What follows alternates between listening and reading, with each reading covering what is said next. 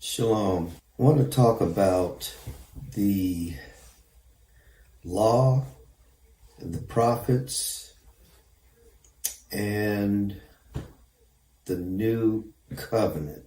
This meditation is primarily for the bloodline children of the house of Yasharel. And I want to give a different approach to when we talk about needing to follow all the laws, the statutes, and the commandments and the precepts that are found in the Tanakh, juxtaposing that with the Christian message that the law has been done away with. I want to suggest that that might not necessarily have to be a clash of truths, okay, or one might not necessarily be a lie and the other the truth. I was watching my grandson put together a replica of the Concorde, that plane that maybe 10 or 15 years ago was the state-of-the-art way of getting in a very quick way from Europe to the United States. It was about, I'd say, 4 feet in length. It was a pretty good size. And it was made of Legos. Okay, so that everybody knows how small those individual Lego pieces are. He worked on that thing for about a month. And of course, he, being the little genius that he is, he figured out how to do it. Now, what I was paying attention to was the sheet that he used as his guide to put that thing together. Okay, it was very meticulous, very detailed, and if you followed the instructions step by step, which were, I'd say, numbering in the several hundreds, okay, maybe even pushing 1,000. But if you followed the instructions, that bag of little pieces of Legos would eventually morph into this beautifully constructed replica of the Concorde. Okay. My grandson was not observing any of that. He had one thing on his mind. I want this thing, and I want it to look like that picture. That was what was on his mind. And so, every once in a while, because they don't live in the same town that we live in, but every once in a while when Father, thank you for Facebook, because I get, even though they're not physically with me, I get a chance to see them grow up on Facebook. So I'm watching this over the period, like I said, of several weeks, a couple of months actually. And little by little, you could see that it was taking shape. Now, and then finally, and along the way, he's 6 years old. Okay. So along the way, he would drop it. It would fall over. Pieces would fall off. He'd lose stuff. But he could always pick it up again because he had a pattern and it had enough instructions to deal with the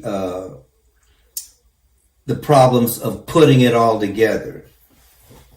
And as I thought about that, I thought about our relationship as Hebrews with what we have determined to be, and I'm saying that on purpose, what we have determined to be following the laws, the statutes, the commandments, and the precepts of the Most High God. Okay? Because what we have been saying is the reason we are in the position that we are in is because we haven't been following the laws, statutes, and commandments. All right. So all we have to do is start following the laws, the statutes, and the commandments. Right. Okay. So what I'm suggesting to you is that because there's so many of them, okay, it's not like just 10. Okay. What is it, like 365 or some number like that. But we also know that the Most High has the same purpose for all those 360 some precepts and commandments that the creators of that model of the Concord had. In other words, he already had in his mind what that looks like. Okay. He already had in his mind we could be what that looked like. But in order for us to be what that looked like, we had to follow instructions. And whenever we follow instructions, then that we are following will take shape. Okay, or those instructions that we have will take shape. And eventually, if we keep at it, that bag of commandments and precepts and teachings will turn into, rather than little pieces, it'll turn into this beautiful model. Okay. Now, there's one difference. Well, I'll get to the one, and it's a big difference, but I'll get to that in a second. What the Most High, so the Most High is teaching me as I'm watching my grandson. Okay. So what the Most High was teaching me is that each one of those little Legos represents a precept. And that precept has a very specific place that it has to go in order for you to see the end result. Okay. And it's going to take you a while to put all that together because the whole purpose is you need to build it. Okay. I already know what it looks like and I've given you a picture of it, but you got to build it. All right. So what are we talking about? What is it that's being built? That's the question that is guiding what I'm about to say. So as we take those little pieces out of that bag and follow the instructions, putting them where they're supposed to go, what ends up happening, the model that we end up making is who Yeshua is. He is that man, that one man. That's what we are building when we follow the laws, the statutes, and the commandments of the Most High. We are making ourselves into what he is. And that's why the scriptures say he fulfilled that law. What does that mean really? What it really means is once all the pieces are put into place, which means that one of the pieces is don't have any other gods before me. Another one of the pieces, and this is not in any specific order. Okay. Just a couple of examples. Another one of those pieces is don't mix up your clothes. Another one of those pieces is watch what you eat. As a matter of fact, here's the stuff that you need to eat. But the things in them, in and of themselves, are not the thing. The thing is what we are building. Okay, so in the life of Yeshua, every single one of those precepts, those commandments, those statutes, he kept. Every one that the Most High has recorded for us. So when we look at him, we are looking at the completed picture of what the Most High wants us to look like. Now, here's the thing.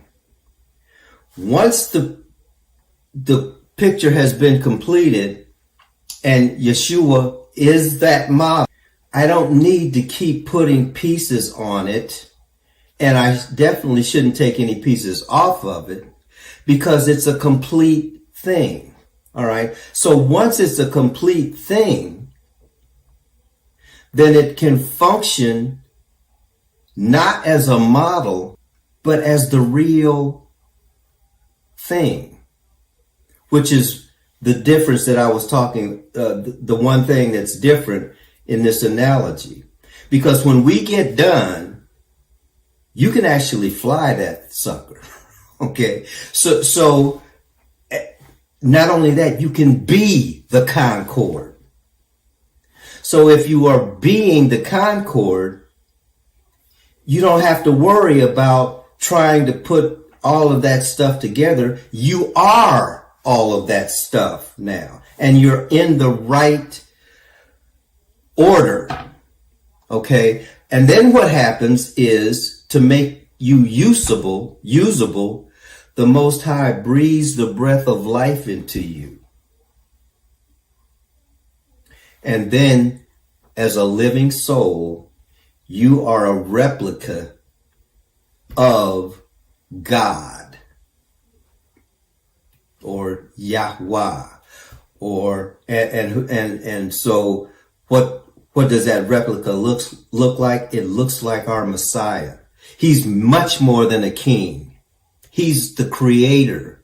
Okay. So when he lived in such a way that he put all of those things together, that's what the Most High has in mind. He doesn't have in mind, take the pieces out and tell people this is what that is. But we don't know what to do with it. Okay. We don't know why the scriptures say don't commit adultery. We're just understanding that a man doesn't do that. Okay. And we're also understanding that I need his modeling, because on my own, those pieces are going to fall off of me because I won't put them together right. I need his help. Well, what's the help? The help is the Tanakh. But the Tanakh didn't stop in Malachi. The Tanakh is the whole counsel of the Most High. And that's where I want to leave this word of encouragement to the house of Yasharel. You can't throw out the so-called New Testament because it's the completed model. The New Testament is built with the tools and the screws from the Tanakh. But you don't keep building it once it's already built. What you do is you use it. You make it function. The whole purpose of all of those laws, statutes, and commandments is so that we could be functional and be able to be used by the Most High to be his representative on the earth. That's the whole purpose of it. And so in that sense, we are complete in him, not in our understanding of where these pieces go. We are complete in him. So when we look like him, when we speak like him, when we walk like him, when we give words of encouragement like him, when we use self-control like him, when we exhibit the fruit of the Spirit like him. All of the fruit of the Spirit comes from people who are under covenant. We're already under covenant. And that's why there are some people, even they may not understand what they're saying, but that's why they're saying, I don't have to do those specific things because I am those specific things. There's a difference, okay? Because you can spend your entire life trying to do the best that you can, and you will never build that model. That's not going to happen. There's not enough in you to be able to do all of that. That's why Yeshua had to come and say, look, here's the purpose. The purpose is for you to be like me.